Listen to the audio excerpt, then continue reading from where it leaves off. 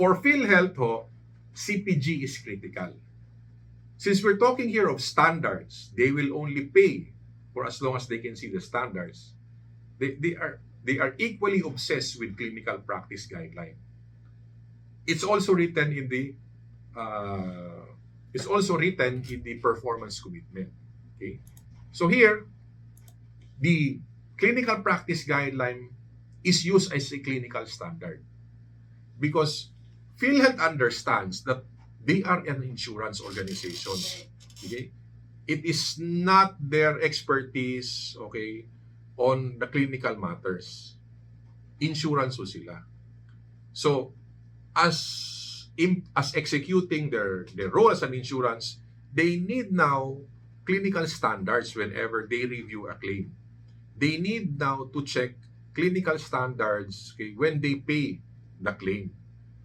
So the clinical standards is based on the clinical practice guideline. So who makes the clinical practice guideline? It's not Philhealth. Philhealth has no business in making a clinical practice guideline. Okay? So, most of the time, the clinical practice guidelines are done by the specialty or the subspecialty societies. Why? Because they are the experts. That is their thing. It's not the insurance.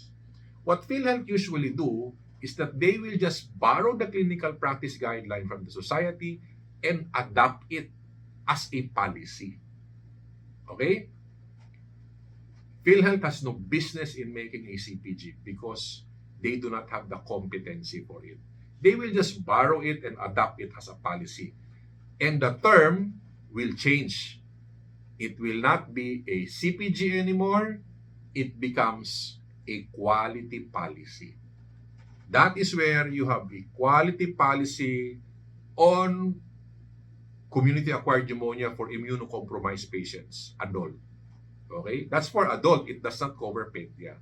So you have quality policies on sepsis. You have guidelines or other quality policies. Ang ginagamit na term ngayon is quality policy. Hindi na ho CPG. Because they adopted it.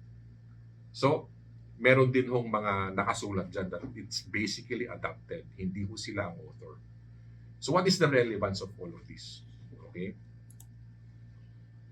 If Philhealth will base everything on standards, again, you need now to have your standards also aligned with Philhealth standards. There is also a legal implication on this. If your case is being investigated for upcasing, the basis of the complaint will be the CPG. So if you're managing the patient based on the CPG, you will have no problem sa legal. But if you're managing patients and it is beyond the CPG, you will have a problem. So again, since they are obsessed with standards, you need to have also your standards. For clinical, you need to have the CPG. My suggestion is this. Identify nyo yung top illnesses ninyo. For that, you should have your own CPG for the top paid illnesses. Kasi importante ho yan.